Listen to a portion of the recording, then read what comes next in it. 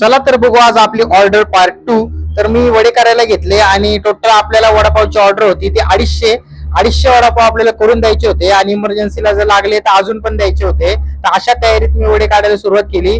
अर्धे वडे मी काढून घेतले, त्यानंतर पुढचा कारभार आरतीने हाती घेतला आणि टोटल 250 वडे काढून व्यवस्थित पॅकिंग करून आम्हाला अडबंगनाथ मंदिरात पोच करायचे होते।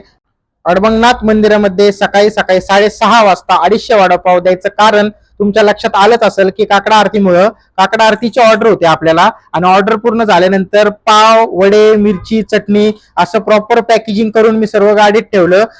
त्यानंतर आरती आणि आम्ही दोघ जण ती ऑर्डर देण्यासाठी निघालो।